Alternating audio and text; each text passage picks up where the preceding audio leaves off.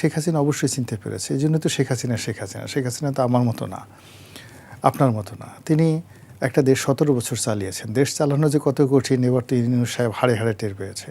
জনাব তারেক রহমান সাহেব 3 মাসের মধ্যে তিনি টের পাচ্ছেন যে কত কঠিন। ফলে 17 বছর পরে এখন তারেক রহমান সাহেবের বয়স যদি 62 বছর হয়, তার বয়স শেখ হাসিনার বয়সী হয়ে যাবে। তো কাজেই দেশ চালানো এত সহজ বিষয় নয়, তারা অনেক কিছু বুঝতে পারে। তো সেই বুঝতে পারার কারণে তিনি এই মাণিক্য, বাংলাদেশের যে মাণিক্য, বাংলাদেশের যে রত্ন, দ্য জেমস, জনাব ডক্টর মোহাম্মদ ইউনূস মাদ্দা জিল্লুহুল আলী, তো এই মাদ্দা জিল্লুহুল আলীকে শেখ হাসিনা ঠিকই চিনতে পেরেছিলেন। তো আমি আমার নিজের একটা অভিজ্ঞতা বলি, যখন আমি ওনার প্রেমে খুব মুগ্ধ, চারিদিকে শুধু আমি ইউনূস দেখি, এবং আমি মনে করি যে ইউনূস সাহেব যদি বাংলাদেশের রাষ্ট্র ক্ষমতা আসে, তাহলে মানে যাকে বলা হয় বাংলাদেশ একেবারে মাটি আর মাটি থাকবে না, সব স্বর্ণ হয়ে যাবে। যত বাড়ি আছে সব বাড়িতে খাবার দাবার পূর্ণ হয়ে যাবে, দারিদ্রতা থাকবে না। 3-0 থিওরির মতো আমরা সুইজারল্যান্ডে যাওয়া লাগবে না, সব ভালো ভালো আলো বাতাস এখানে আছে। তো এটাকে ওনাকে প্রমোট করার জন্য একটা আমি লেখা লিখলাম। বাংলাদেশ প্রতিদিন একটা লেখা লিখেছিলাম, আর একটা লেখা লিখেছিলাম নয়া দিগন্তে। তো দুটো লেখার পর উনি আমাকে টেলিফোন করে ব্যক্তিগতভাবে ধন্যবাদ দিয়েছিলেন। তো সেই লেখাবার ওনার যে মানে বই আছে, উনি করে কি ওনার নিয়ে যত ভালো ভালো কথা হয় সেগুলো আবার উনি বই আকারে প্রকাশ করে। তো উনি আবার ওই আমার লেখাগুলোকে নিয়ে দুটো বই করেছেন, আবার সেই বই আবার আমাকে উপহার পাঠিয়েছেন। তো বুঝেন যে আমার প্রেমটা কোন পর্যায়ে ছিল। তো সেই প্রেমের যখন আমি লেখাটা লিখছি, তো আমি যখন লেখা লিখছি মনে খুব আনন্দ। উনি আমেরিকা থেকে আমাকে টেলিফোন করেছেন, রনি আপনি আমাকে লিখেছেন, মানে উনি তো অনেক সুন্দর করে বলেন যে আসলে আমি যা, এটা আপনি বুঝতে পেরেছেন, আপনার কলমে এটা এত সুন্দরভাবে আপনি ফুটিয়ে তুলেছেন যেটা আমিও পারতাম না। এই কথা বলার পর আমার কাছে মনে হতো যে আরে আমার আর বেঁচে থাকার দরকার নেই, আমার এখন মরে যাওয়া উচিত, আই শুড ডাই। এত প্রশংসা সহ্য করা যায় না। এই প্রসঙ্গে যখন আমি এরকম একটা খুশি মুডে, ঠিক এই সময়টাতে একজন লোক চট্টগ্রাম থেকে আমাকে টেলিফোন করল। টেলিফোনের সাথে খুব রাগ, রনি সাহেব আপনার সঙ্গে আমার যে ভক্তি ছিল, শ্রদ্ধা ছিল, আপনি একটা ফালতু মানুষ, আপনি কোনো কিছু না জেনে না বুঝে এই সমস্ত লেখা লিখেছেন।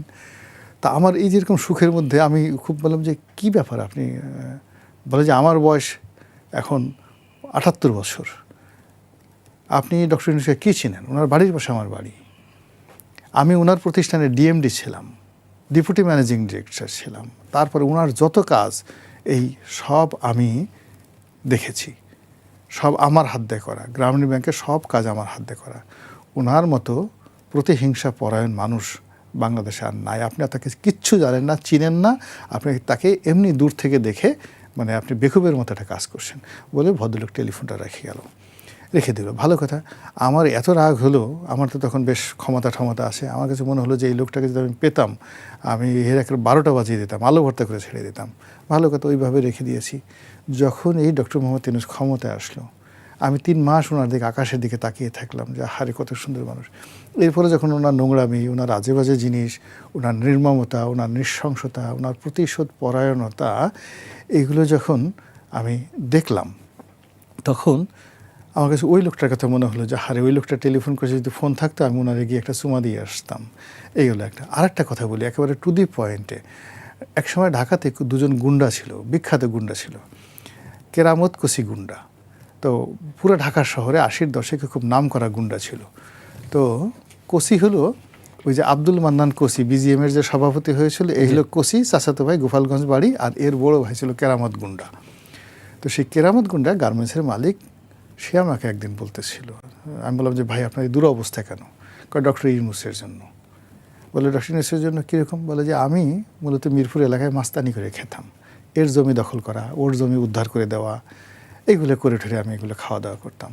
তো এখন এই ইউনূস অনেকগুলো জমি দখল করছে মিরপুরে, ইউনূস অনেকগুলো জমি দখল করছে, আমি গিয়ে ক্যাডার ম্যাডার নিয়ে সেগুলো সব জমিগুলো উদ্ধার করতে গেছি। তো যাই হোক সেগুলো উদ্ধার করছে, কিন্তু ওনার গ্রামীণ ব্যাংকের ভিতরে যে জমিগুলো আছে সেগুলো উদ্ধার করতে আমি যখন যাব, এর মধ্যেই সে মানে উপদেষ্টা হয়ে গেছে। উপদেষ্টা হয়ে সে প্রথম যে কাজটা করছে, আমাকে সে জেলখানায় ঢুকছে। এতগুলো মামলা, সেগুলো করে আমার 7-8 বছর লাগছে সেই মামলা থেকে রক্ষা পেয়ে বের হতে। 91 সনের কথা। তা বলে যে আমি বের হয়ে 7-8 বছর লাগছে, বের হয়ে দেখি যে আমার ঘর গেছে, সংসার গেছে, ব্যবসা বাণিজ্য, আমি পথের ফকির হয়ে গেছি। ওনার মতো প্রতিহিংসা পরায়ণ লোক আমি জীবনে দেখি নাই। এই লোকটা এখন কেরামত গুন্ডা এখনও জীবিত।